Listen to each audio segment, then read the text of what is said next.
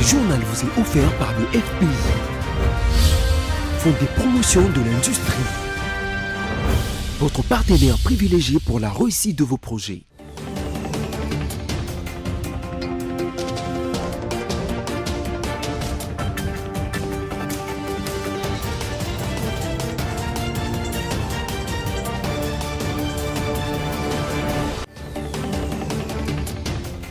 Bienvenue à tous, mesdames et messieurs, à ce nouveau numéro du journal sur BCTV.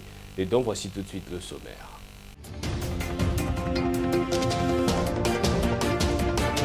Début ce lundi 26 juin 2023 des épreuves ordinaires des examens d'État édition 2022-2023 sur toute l'étendue du territoire national. Plus d'1 million de finalistes ont été attendus pour ces examens. Conformément au calendrier électoral, la Commission électorale nationale indépendante CENI a officiellement ouvert les portes devant recevoir les candidatures des députés nationaux pour l'ensemble du pays. Dans le cadre de la Journée internationale pour le soutien aux victimes de la torture, le ministère des Droits humains a organisé une cérémonie ce lundi pour dénoncer ces actes dégradants et inhumains. Encore une fois de plus, bienvenue à tous. Le chef de l'État, Félix-Antoine Tshisekedi Tshilombo, a pris part dimanche dernier à la célébration des 25 ans de vie épiscopale de Monseigneur Bernard-Emmanuel Kassanda, évêque du diocèse catholique de Mbuji-Mayi, devant plus de 40 000 personnes présentes au stade Kachala Bonzola. Le président de la République a déploré une certaine dérive constatée au sein de l'Église catholique. On l'écoute dans cet extrait choisi par Roger Matadi. Je crois aussi que l'État a l'obligation et le devoir de collaborer, de marcher ensemble. Et c'est peut-être ici l'occasion pour moi de tirer la sonnette d'alarme par rapport à une certaine dérive constatée au sein de l'Église catholique.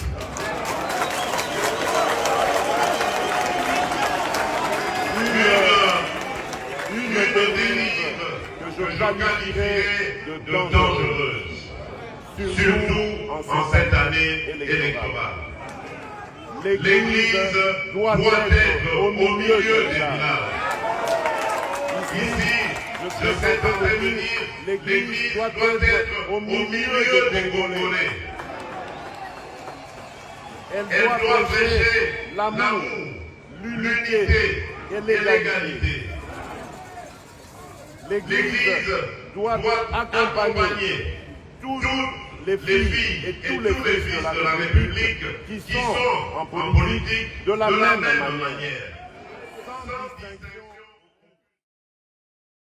Mais il se fait que parmi vous, il y a malheureusement quelques personnes qui ont pris une tendance dangereuse qui risquerait de diviser notre nation.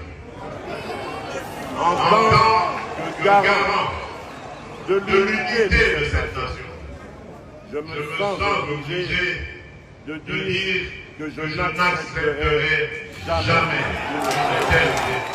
Halte au mauvais précédent dans la faune politique congolaise où les acteurs sont exhortés à éviter de poser des actions qui vont les rattraper demain. C'est un édito de la rédaction.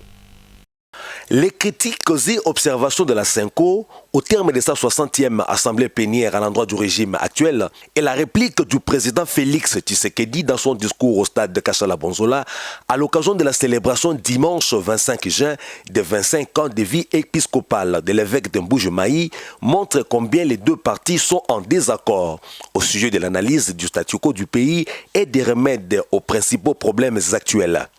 Notre propos ne vise pas à nous improviser un arbitre ou juge entre les deux parties, mais cette guéguerre soulève la problématique de mauvais précédents politiques en RDC. Sous le régime Kabila, l'opposition a été largement aidée et accompagnée par l'Église catholique à travers ses structures comme la CENCO, les comités laïcs de coordination, etc., pour en faire voir de toutes les couleurs au pouvoir. L'amitié ou la communion entre l'Église catholique et l'opposition à laquelle faisait partie l'actuel pouvoir était telle que l'Église catholique était le fer de lance de cette opposition. Et les bases de critiques de l'Église catholique sont connues. La justice et l'équité en tout et le respect de la Constitution en faveur du peuple. Et aujourd'hui, égale à elle-même, l'Église catholique critique le statu quo ou l'actualité multisectorielle de la République démocratique du Congo. La question est, pourquoi hier l'Église n'a pas essuyé les mêmes critiques lorsqu'elle soutenait l'opposition contre le régime Kabila? Autre question, pourquoi l'opposition n'avait pas reproché hier l'Église catholique de la soutenir, ce qui portait à penser que l'Église catholique était pro-opposition et contre le pouvoir? Hier, l'opposition s'était réjouie de l'apport de l'Église catholique pour combattre et affaiblir le pouvoir sous l'œil appréciateur de l'opposition, ce qui pose la dialectique des actes qu'on pose aujourd'hui qui peuvent vous rattraper demain. Si en politique, les politiciens congolais n'aiment pas que certaines choses les rattrapent demain, ils devraient éviter de le faire aujourd'hui. Vous l'avez suivi au sommaire, le président de la Commission électorale nationale indépendante, CENI, Denis Kadima Kazadi, a relevé lors de la cérémonie de la convocation de l'électorat pour l'élection des députés nationaux à la salle Apollinaire Malou Malou au siège de la CENI le dimanche dernier que toutes les élections organisées partout à travers le monde produisent des gagnants et des perdants. On l'écoute. Conformément au calendrier électoral rendu public le 26 novembre 2022, la Commission électorale nationale indépendante convoque ce dimanche 25 juin 2023 l'électorat pour l'élection des députés nationaux. Dès demain, lundi 26 juin 2023, les bureaux de réception et traitement des candidatures, BRTC, seront ouverts et opérationnels aux antennes de la CENI. Au total, 171 BRTC seront ouverts au public de 8h30 à 16h30, heure locale, pour recevoir les candidates et candidats indépendants, les partis ainsi que les regroupements politiques ou leurs mandataires désireux de participer à l'élection des députés nationaux. La CENI encourage les candidats indépendants, les partis et les regroupements politiques à assurer la promotion du genre en alignant au moins 50% des femmes sur leur liste de candidature. D'autre part, les élections communales leur offrent l'occasion d'aligner un nombre signifiant de jeunes. Les adresses des différents bureaux de réception et traitement des candidatures ont été rendues publiques par la CENI. Pour les candidats qui, pour une raison ou une autre, ne s'étaient pas fait identifier et enrôler pendant la période d'identification et d'enrôlement des électeurs, les dispositions sont prises par la CENI pour qu'ils puissent se faire enrôler au niveau de chaque BRTC, conformément à l'alinéa 4 de l'article 120 de la loi électorale. De même, pour les candidats ayant perdu leur carte d'électeur ou ceux dont les cartes se seraient abîmées, un duplicateur de carte d'électeur leur sera délivré au BRTC. Je profite de cette occasion pour annoncer l'incessant démarrage de l'opération de délivrance des duplicata de cartes d'électeurs au niveau des antennes de la CENI. Pour les Congolais résidant à l'étranger qui désirent être candidats à l'élection des députés nationaux, ils doivent déposer leur dossier de candidature dans les circonscriptions électorales de leur choix en République démocratique du Congo. La CENI rappelle que la durée des opérations de réception et traitement des candidatures pour l'élection des députés nationaux est de 20 jours, allant du 25 juin au 15 juillet 2023. En bref, lors du meeting de l'opposition du week-end dernier à Sainte-Thérèse dans la commune de Ndjili, Martin Fayulu Madidi se dit disposé à rencontrer le bureau de la CENI conformément à la demande du président de la Commission électorale nationale indépendante, Denis Kadima, pour discuter des questions qui divisent la classe politique autour du processus électoral. Cette affaire reste bien évidemment à suivre. Évoluons dans ce journal, le vice-premier ministre, ministre de l'Intérieur, Sécurité et Affaires coutumières, Peter Kazadi, a présidé la cérémonie officielle de clôture de travaux préparatoires de la table ronde sur l'état de siège. Les représentants ont réfléchi sur les termes des références et les matières qui seront débattues durant cette table ronde. Les détails. Les travaux préparatoires de la table ronde sur l'état des sièges, lancés par les premiers ministres Jean-Michel Tiamalou Condé, ont été clôturés par les vice-premiers ministres, ministre de l'Intérieur, Sécurité et Affaires coutumières, Peter Kazadi. Représenter les chefs du gouvernement Jean-Michel Tiamalou Condé en déplacement. Ces travaux préparatoires ont été conduits sous la modération du directeur de cabinet du Premier ministre. Après l'identification des participants et l'éclairage de la problématique, sous l'examen par le VPM des Affaires étrangères et francophonie, Christophe Lutundula, les participants éclatés en 2 groupes de travail ont réfléchi sur les contenus, les termes de référence et les matières qui seront débattues pendant la table ronde, mais aussi sur l'organisation de celle-ci. Vous l'avez également suivi en luminaire, les élèves finalistes du secondaire ont débuté ce lundi les épreuves des examens d'État édition 2022-2023 sur toute l'étendue du territoire national. À cet effet, une équipe de BSC-TV a rencontré certains élèves. Au total, 1 8253 élèves répartis dans 8 273 centres sur toute l'étendue de la République démocratique du Congo ont répondu présent aux épreuves de l'examen d'État qui ont débuté ce 26 juin jusqu'au 29 juin 2023. À Kinshasa, les examens se sont déroulés en toute aise et comme l'expliquent quelques élèves finalistes de l'Institut de la Gombe. Je peux dire que l'examen était un peu facile, mais pas assez de questions vraiment difficiles. Donc l'examen, ça a été un peu bien. Malgré qu'il y a beaucoup de cours qui restent là, on va seulement faire l'effort de travail. Cette année, il y a eu une augmentation des effectifs et des centres. 933 198 récipiendaires en 2022 contre 1 8253 élèves en 2023, soit une augmentation de près de 10%. Il s'y est de noter que pour cette session, 2 centres de passation des épreuves sont implantés en dehors de nos frontières et vont recevoir 585 élèves.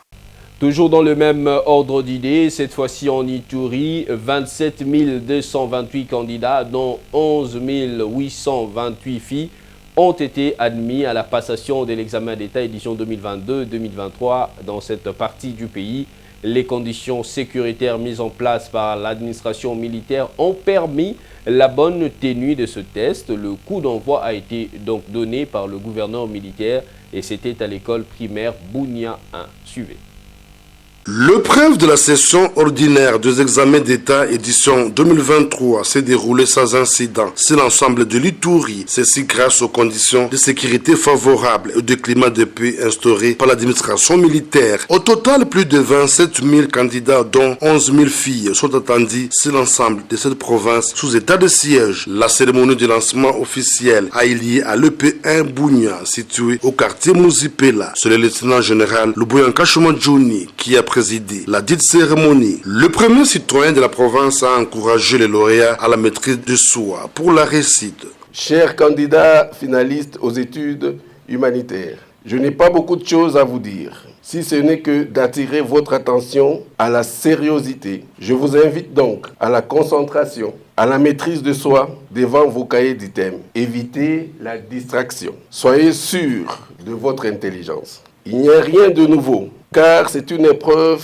comme toute autre, mais à la seule différence que celle-ci sera couronnée par un diplôme d'État qui vous ouvrira la porte pour les études supérieures et universitaires. Je vous souhaite bon travail et bonne chance.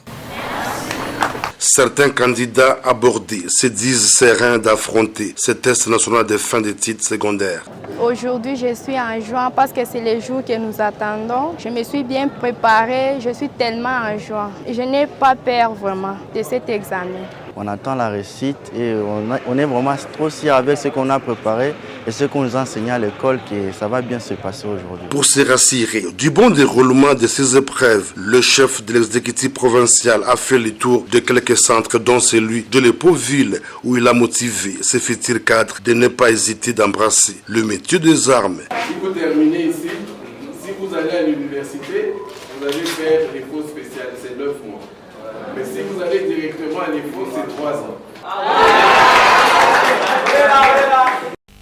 Et puis les élèves finalistes de la filière de santé ont débuté ce lundi le jury de fin de cycle. C'est le ministre de la Santé publique, Hygiène et Prévention, le docteur Roger Kamba, qui a personnellement donné le coup d'envoi au centre installé à l'Institut national pilote de l'enseignement de sciences de la santé à Kinshasa. Yves Maëlé.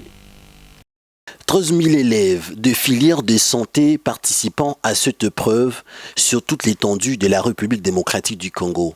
Il s'agit entre autres des filières infirmières, techniques des laboratoires, techniques de santé, accouchement et santé mentale. Le ministre de la Santé a appelé les finalistes à travailler avec abnégation car ils sont considérés dans la profession comme la première ligne dans la transmission de soins de santé dans les instituts sanitaires, tout en soulignant que ces soins de santé, désormais, les gouvernements Samalou Kondé le veut de bonne qualité sous l'impulsion du chef de l'État Félix-Antoine Tshisekedi Tshilombo à travers son méga programme de la couverture santé universelle. La formation, c'est l'une des priorités pour améliorer ces déterminants de la santé, c'est-à-dire la mortalité, c'est-à-dire la morbidité, c'est-à-dire l'accès aux soins de qualité et l'accès aux services de qualité aussi. Donc c'est très encourageant de voir le nombre de jeunes qui s'intéressent aux sciences de la santé. Et effectivement, lancer un tel jury, c'est un honneur pour un ministre de la Santé. Il faut noter que ces épreuves de jury se déroulent pendant 4 jours. Pour cette première journée, ils ont été soumis aux examens dans la discipline tels que la santé communautaire, biochimie, lutte contre le vecteur, la santé mentale et la biométrie humaine. Évoluons dans ce journal, les cuivres, les cobaltes et l'étain présentent une tendance de hausse durant cette semaine qui va du 26 juin au 1er juillet 2023. Les détails des mercuriales du ministère du Commerce extérieur. Samy Bossongo pour autres détails. Mercurial des principaux minéraux d'exportation de la République démocratique du Congo au cours de cette semaine qui va du 26 juin au 1er juillet 2023 sur le marché des principaux produits miniers d'exportation de la RDC, la tendance de prix est à la baisse. C'est ce que renseignent les projections de la Commission nationale des mercuriales du ministère du Commerce extérieur. Si cette tendance est le cas de l'or, du zinc, de l'argent et du colombo-tantalite, qui tous affichent une tendance baissière de prix sur le marché international, comme indiqué dans le tableau du ministère du Commerce extérieur, le cuivre et le cobalt, de même que l'étain, présentent une tendance haussière. Le cuivre est en hausse cette semaine à 8526,20 $ américains la tonne, contre 8354,80 $ américains la tonne la semaine passée, soit une hausse de 171,4 $ américains. Le cours du cobalt affiche une tendance haussière au cours de cette semaine à 28 839 $ américains la tonne contre 28 838 $ américains la tonne la semaine passée, soit une légère hausse de 0,001 $ américain. Enfin, l'étain est en hausse cette semaine et se négocie à 28 344 $ américains la tonne contre 26 555 $ américains la tonne, soit un écart de prix positif de 1789 $ américains. Et puis, célébration de la journée internationale pour le soutien aux victimes de la torture, célébrée le 26 juin de chaque année. À cette occasion, le ministère des Droits humains a organisé ce lundi une cérémonie pour dénoncer cet acte dégradant et inhumain. Il a également réaffirmé son engagement à lutter contre cette pratique. Images et commentaires. C'est à l'initiative du ministère des Droits humains qu'il s'est tenu ce lundi 26 juin 2023 à Kinshasa une cérémonie entrant dans le cadre de la journée internationale pour le soutien aux victimes de la torture et ce pour dire non à cette pratique sur l'ensemble du territoire national. Plusieurs responsables des structures évoluant dans les secteurs de droits humains se sont succédés au pupitre pour des allocutions riches et opportunes. À son tour, le ministre des Droits humains, Albert Fabrice Sompuela, a appelé toutes les parties prenantes à s'unir pour endiguer la torture. Le respect des droits de l'homme est et reste un idéal. La République démocratique du Congo a ratifié la Déclaration universelle des droits de l'homme et plusieurs autres actes internationaux que nous avons cités. La Constitution interdit également la torture et tout autre acte cruel, inhumain, dégradant, la réduction de personnes à l'esclavage et consorts. Et que l'infraction des tortures est une infraction imprescriptible. Il est important qu'on le sache, que les policiers qui se permettent de torturer des pauvres citoyens qui pourtant sont présumés être des innocents, il est important qu'ils sachent que la torture est très sévèrement punie. Et en ce jour que nous les rappelons, il est bon que quiconque aurait appris ou serait même témoin, serait victime d'un acte de torture, qu'il puisse les dénoncer devant les instances supérieures, des instances judiciaires, voulais-je dire, pour que nous puissions proscrire justement cet usage et cette pratique de la torture. Ils ont un certain pouvoir, qui ont une certaine parcelle d'autorité à ne pas en abuser. Quiconque détient, nous l'avons suivi, les agents publics de l'État qui se permettent de torturer directement ou indirectement seront poursuivis pour ces actes de torture. Présents à la cérémonie, les défenseurs des droits de l'homme, les représentants de la société civile et des FARDC, ainsi que le membre du cabinet du ministre Albert Fabrice Mpouela. C'était le week-end dernier à Kinshasa, précisément au complexe scolaire Les Bambins, où s'est tenue la clôture de l'année scolaire 2022-2023 au sein de cet établissement scolaire situé dans la commune de Ngiringiri. Plusieurs activités ont été organisées, notamment la collation des élèves de la maternelle, récital, danse, remise de diplômes aux élèves. Abel Kassongo et Roger Matadi. Nous sommes à l'école Les Bambins, située dans la commune d'Ngiringiri, dans la ville-province de Kinshasa, où s'est déroulée la cérémonie de la journée culturelle et la clôture de l'année scolaire 2022-2023. Tout a commencé par un carnaval pour décorer cette journée riche en couleurs.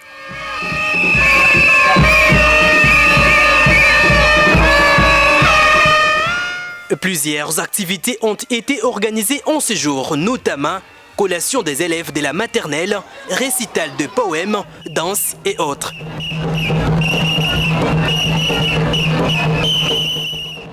Prenant la parole à cette occasion, le directeur de cet établissement invite tous les parents à venir inscrire leurs enfants pour une bonne formation. Nous invitons à tous ceux qui nous suivent de venir inscrire leurs enfants au complexe scolaire Les Bambins Collège Royal. Il y a des bonnes choses, Et si nous voyons dans le résultat que nous organisons chaque fois, au TENAFEP, même avec le test à Sonepa, les Bambins toujours classés parmi les meilleurs. Et nos enseignants sont vraiment expérimentés, car aucun d'entre nous n'a moins de 10 ans d'expérience. Donc c'est vraiment des gens qui sont bien formés, bien calés, et ils travaillent vraiment très bon. De l'autre côté, une maman présente à cette activité très satisfaite de voir que son enfant est en très bonne main. Comme la formation est très bonne, j'ai vraiment aimé, parce que moi aussi j'ai mon enfant qui est ici, qui venait d'ailleurs. Mais ici vraiment j'ai vu il y a vraiment une très bonne formation. Alors nous invitons les parents à venir inscrire leurs enfants ici au Collège Royal, complexe scolaire Les Bambins. Et c'est qui, les finalistes de maternelle, alors je demande aussi aux parents de confirmer l'inscription au niveau primaire parce qu'il y a ici un bon encadrement. Signalons que cette journée s'est clôturée par une remise des diplômes aux élèves de la maternelle.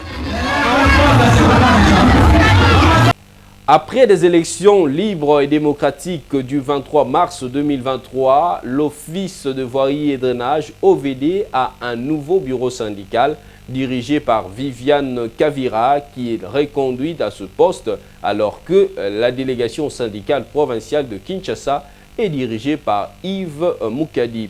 Retour sur la cérémonie d'installation des équipes. L'Office de voirie et drainage OVD est désormais doté d'un nouveau bureau de la délégation syndicale nationale issu des élections libres et démocratiques du 23 mars 2023, pilotée par Viviane Kavira, reconduite à son poste. Elle sera secondée par Aimé Kinyoka, vice-présidente, tandis que la délégation syndicale provinciale de Kinshasa est dirigée par Yves Moukadi. L'installation de membres de deux bureaux a eu lieu au cours d'une brève cérémonie solennelle présidée au nom de l'inspecteur général du travail par l'inspecteur Maya Lakimbeni ce vendredi 23 juin 2023 au siège social de l'OVD à Kinshasa Limité Funa. C'était en présence du président du conseil d'administration Martin Chipama, du directeur général adjoint Vena Bouroumé et de quelques cadres de cet établissement public à la grande satisfaction du personnel en liesse. Une occasion pour ces derniers de saluer les efforts menés par la ministre de l'Emploi, Travail et Prévoyance sociale, Claudine Doucimois Kembe, dans la réussite du processus électoral au cours de l'année 2023. Quant à la représentante des travailleurs, Viviane Kavira, elle a invité ses syndiqués à la franche collaboration, au dialogue et à la paix sociale. Notre devise, c'est de privilégier le dialogue social, la collaboration entre nous, le respect des textes et le respect mutuel entre les délégués. Le représentant de l'employeur a pour sa part félicité les heureux élus avant de leur prodiguer quelques conseils. Parlons sport pour terminer. Les anciens judokas du club Gueda, disséminés à travers le monde, ont par les billets de l'un d'eux, Maître Hervé Nsumbu, remis aux jeunes athlètes de ce club basé à Kinshasa, précisément dans la commune de Limete, un lot important de kimono pour bien exercer cet art martial. Ça s'est passé le samedi 24 juin 2023. Yves Maélé et Orly Kiaz pour le compte de BCTV.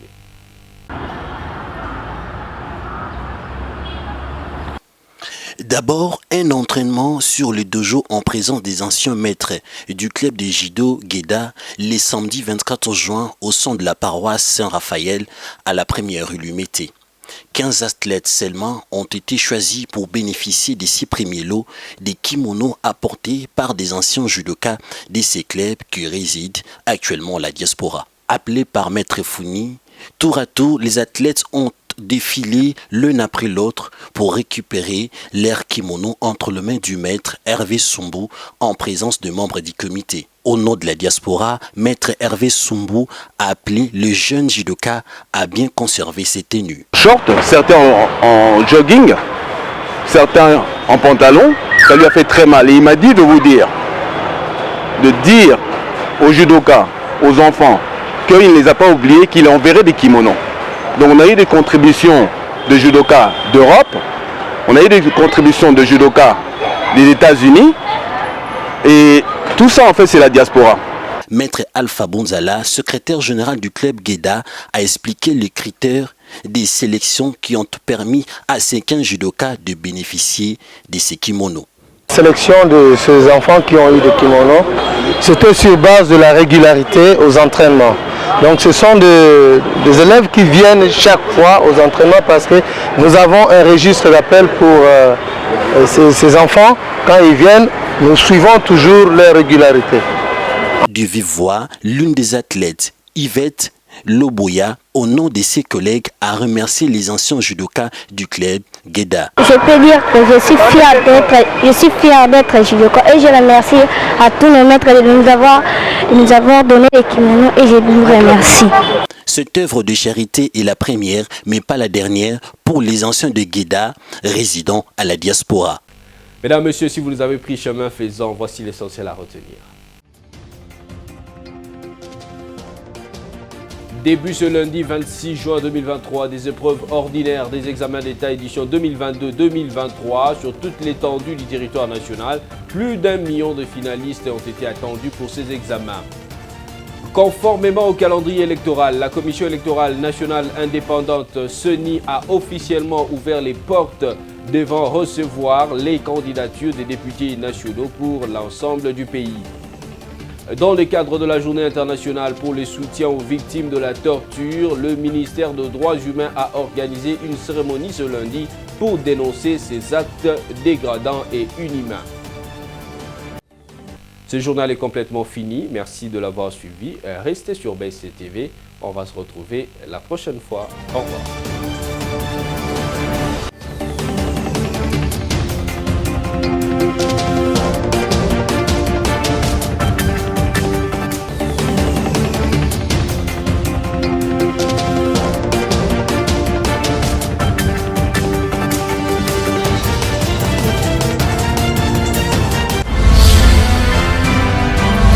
Ce journal vous a été offert par le FPI, Fonds de promotion de l'industrie, votre partenaire privilégié pour la réussite de vos projets.